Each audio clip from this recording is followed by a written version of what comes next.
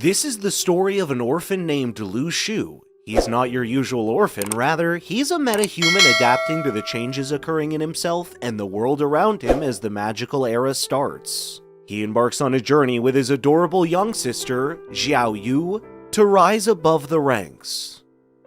Episode 1. A woman is seen carrying a baby late at night while it is storming outside. Due to the presence of suspicious-looking men, she hides somewhere and sings a lullaby to her baby. She claims she is unable to return home. Fortunately, a kind lady offers to provide her with overnight refuge for the sake of the baby.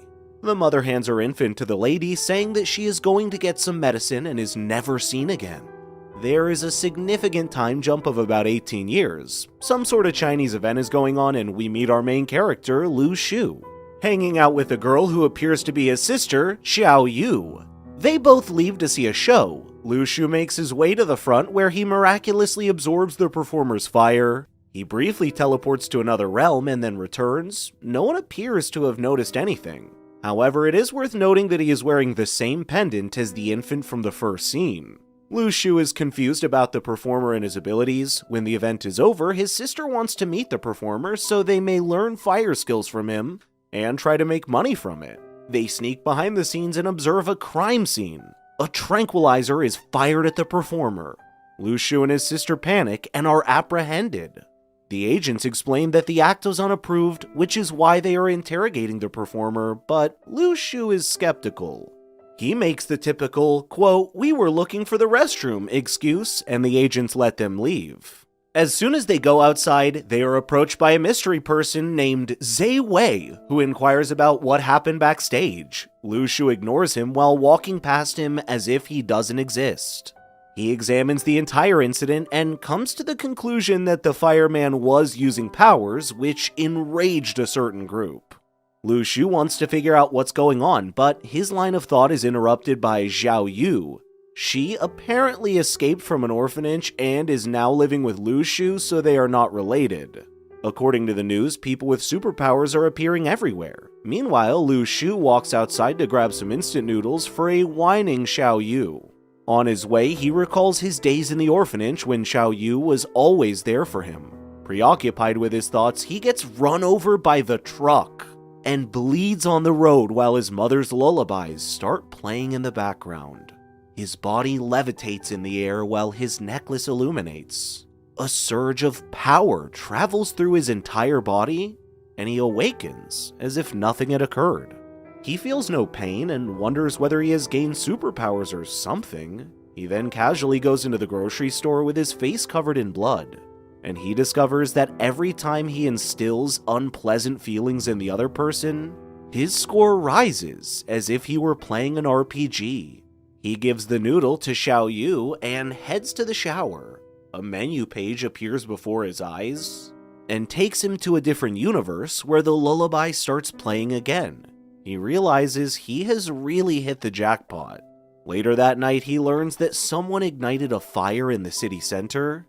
He leaves the house on instinct and encounters some men in black.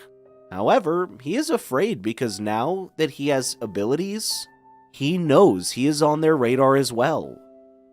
Episode 2. Fortunately, he is smart enough to know how to put on a dumb face. His excuse works just like the last time. Once home, Lu Shu wonders why his instincts led him to the rooftop where those guys were headed, as if he can feel them. Back home, Xiaoyu refuses to believe that Lu Shu has any superpowers. In his room, he wonders why he has no proof of his power. From the scores he had gathered so far, he buys another item that looks like some sort of spiritual energy. He eats it, gets teleported into another universe like usual, and returns with a new ability unlocked. He tests it out and realizes that he can lift his entire bed with just one hand, which makes him determined to earn more points. The next day, Lu Shu sells eggs to make money. Some of his classmates arrive to nag him about having to work to survive. However, Lu Shu has become an expert in annoying others. This is when he sees a girl named Chao, who makes his heart skip a beat. In the classroom, everyone is talking about people with superpowers. Lu Shu learns that there are some ranks for these awakened people, and currently Lu Shu is at rank F. However, he couldn't care less about ranks as long as he can make more points. Suddenly they hear the news that a boy from 7th grade, Li Qi, has unlocked superpowers. He had a fight with a teacher, and now he's on the roof threatening to push a faculty member down. Owing to his smart and quick thinking, Lu Shu distracts Li Qi while the police rescued the poor staff member. Back in class, Lu Shu is forced to give a blood sample along with everyone else, and he is not sure what purpose it serves. The next day in school, we find out that blood samples were taken to identify who the awakened students are. They will be provided a special classroom and a special teacher who turns out to be the same agent who tranquilized the fireboy. The name of the students are revealed, and everyone is shocked to find out Lu Shu's name is on it. The Chow Girl and Lu Shu's bully are also on the list. In the ending scene, we see an unknown supernatural hooded character take down an entire clan in an epic fight. Episode 3. The next episode opens with the introduction of a new classmate, Jiang Shu, who is also part of the special class meant for the awakened ones. He takes a seat beside Lu Shu. The special class's teacher, Xia Fei, teaches about unique chemicals. The newcomer turns out to be quite knowledgeable about supernatural phenomena. Xia Fei explains that the abilities of students can be assessed with the help of a chemical. The darker the chemical, the higher the quality of superpowers. He reveals that there are a total of 6 quality standards. It will be revealed tomorrow to which category each student belongs. He also states that with hard work and effort, low-quality ability users can climb up the ranks. Back home, Lu Shu wonders if the quality of his ability will be low because he had eaten the purification fruit. The game reveals that Lu Shu has used too many purification fruits, so now they will no longer appear in the draw. Instead, he gets a stinky tofu. Determined to draw something special, he spins and spins until there is a mysterious black aura and an object appears in Lu Shu's hands, and then accidentally seeps into Xiaoyu's consciousness. Just like Lu Shu, she enters into an unknown star plane that looks different from what we saw with Lu Shu. She comes back to her senses and exclaims that she is awakened. Lu Shu hopes his ability will make cash someday, or something better than stinky food. He starts telling the stinky tofu his game rewards him. Many people buy the tofu, doubling Lu Shu's income, although some people resent its smell, but that also helps Lu Shu as their negative feelings increases his score points that he can later use to buy more tofu to sell. He's truly a mastermind. He enjoys the next couple of weeks enjoying his business success. One day, he enters his star plane again and somehow summons a magical sword and brings it to the real world. Apparently, he has passed the first level and there are a total of 7 stellar levels to pass. Meanwhile, Xia Fei teaches the students a new method called the Union of Two Aspects, with which they can obtain enormous strength with the help of some spiritual stones. The next day, the old man tries to recruit Lu Shu again by showing his dazzling swordsmanship, but Lu Shu couldn't be bothered. During the lunch break, Lu Shu finds out from Zhang about the Tianluo Foundation, which is home to a few of the strongest people in the country from a specific land. They appear to be setting a trap for the awakened. That night, Lu Shu senses a strange presence. A couple of people arrive in front of the house of the old swordsman. A boy enters the house, and it seems like he's a part of the Tianluo Di Wang organization and wishes to recruit the old man due to his splendid talent. The old man calmly declines the offer, calling Tianluo just a bunch of conquerors. At this response, the boy leaves with a clear threat. When he leaves, he catches Lu Shu peeping from the window, but chooses to ignore it. After realizing that the old man has relations with some of the really strong men, Lu Shu agrees to train with him. They both surprisingly get along quickly. Episode 4.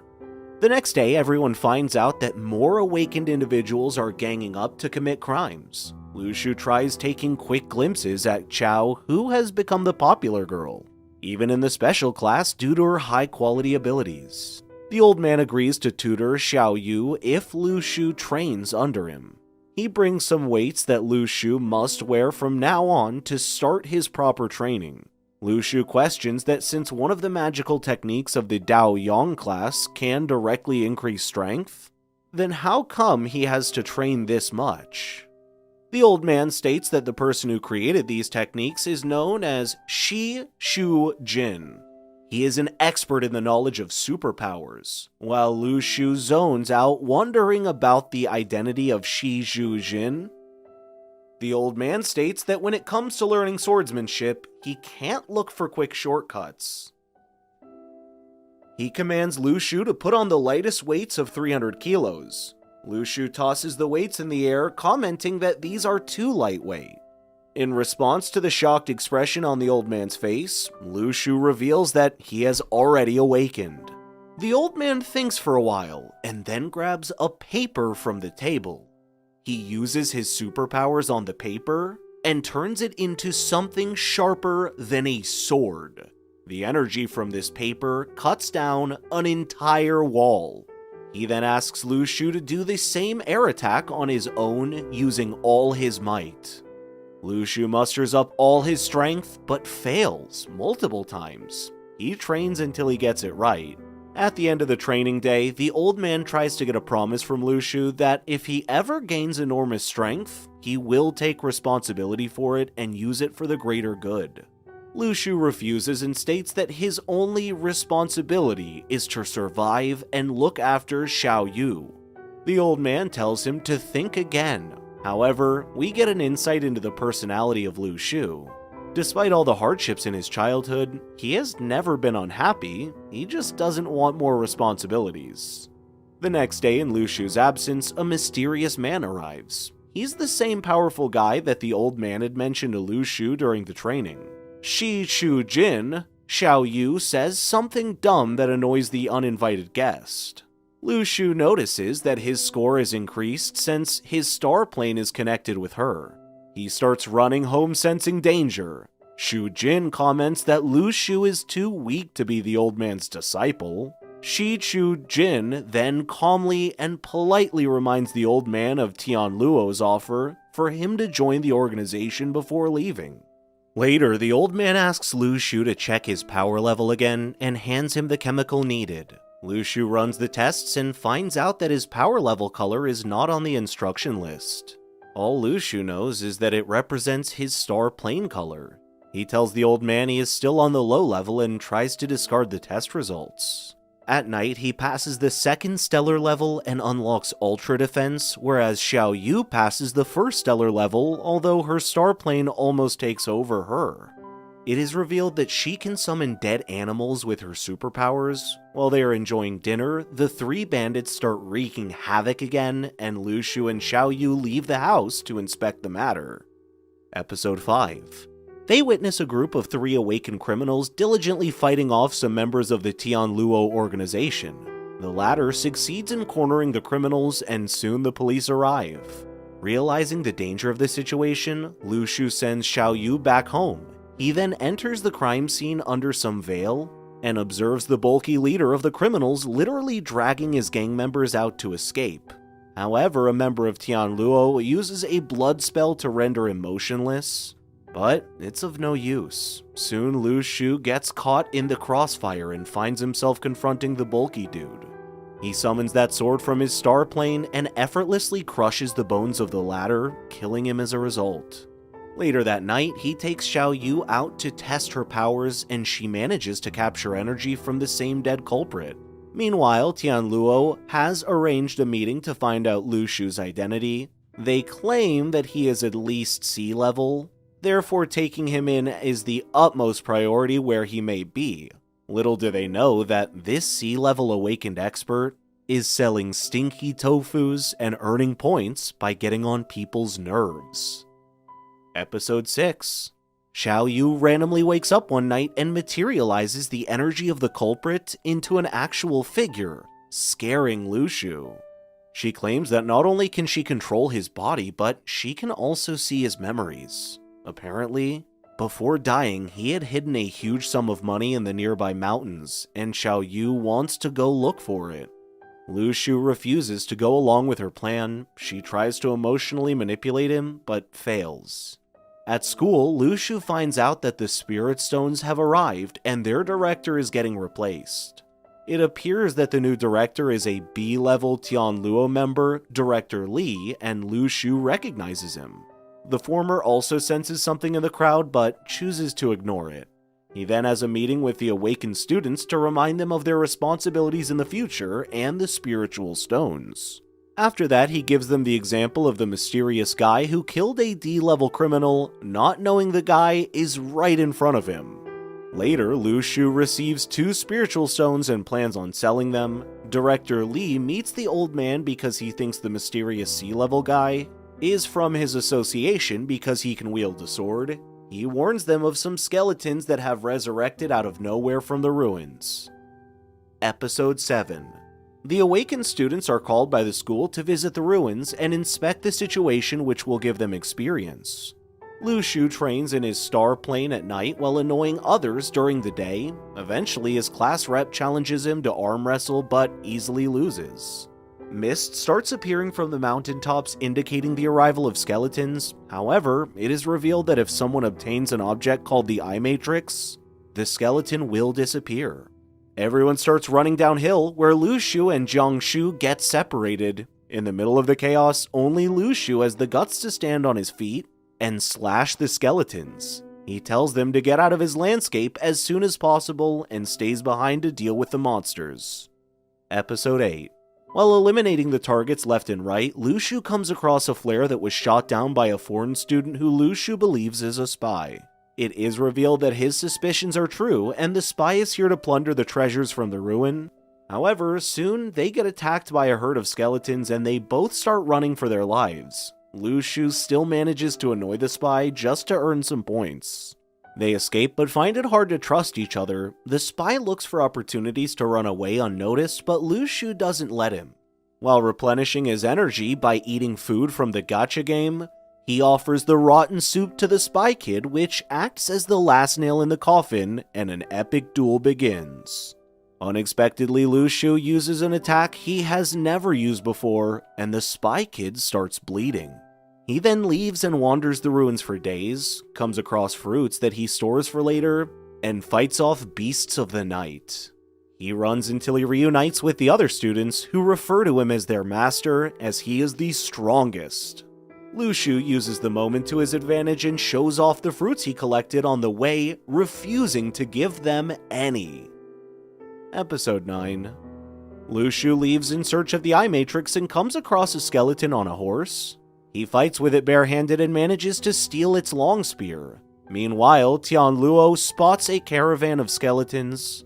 They conclude that killing their leader will mess up the enemy, but their leader seems to have lost its weapon, which Lu Shu had stolen. Tianluo struggles in devising a strategy, and that's when Lu Shu arrives, carrying the spear, shocking everyone. He steals more of their weapons as if it were some walk in the park. Tianluo considers making him join their organization. Episode 10. Being as greedy as he is, Lu Shu starts selling weapons for cash and jewelry. Later that night, they encounter mysterious creatures that resemble dark energy, and trigger the sword inside Lu Shu's realm, but he is unable to pull it out. The squad finally makes it to the core of the ruins, and Lu Shu meets the organization's leader, who appears to easily summon his sword that could cause blood loss to an average person. Soon, Director Li arrives with fruits for everyone. They plan on exploring the trench in the core the next morning, but that night, a group of spies departs to find the Eye Matrix themselves. Episode 11. All the ruckus causes Director Li to demonstrate his true strength, much to Lu Shu's shock. The former claims that it was all part of his plan to expose the spies. They all then travel underground to find the Eye Matrix before the enemy does. However, when they reach the bottom, all spies appear to have died. That's when the same dark energy forms from earlier attacks them again. It is revealed that the spies transferred their soul and energies to one person who is now astronomically strong and invisible. Apparently only Lu Shu can figure out his location. More creatures attack and Lu Shu escapes. The ghost spy tries to attack him, but the energies Lu Shu absorbed earlier counterattack. Episode 12. While everyone is busy fighting, Lu Shu steals more weapons. He's about to touch a special seal when a skeleton tries to stop him. As soon as he touches it, everyone turns to dust and gets revived back to Earth. However, there is no sign of Lu Shu and his classmates, including the bully, almost start mourning his death, but then he walks in laid in dazzling jewelry. He goes home to make up with Xiaoyu and inspects the seal he had taken from the realm. Meanwhile, Tianlu can't figure out who stole the eye matrix, aka the seal. They also intend on recruiting Lu Shu and Chao due to their splendid performance. Now that the world has finally returned to normal, Lu Shu plans on buying a house for Xiaoyu, because that's something they have always dreamt of having since their days in an orphanage. That's all for this video. Please make sure to drop a like, subscribe, and turn on notifications for more recaps on all your favorite anime shows. You don't want to miss out. Thanks for watching, and goodbye.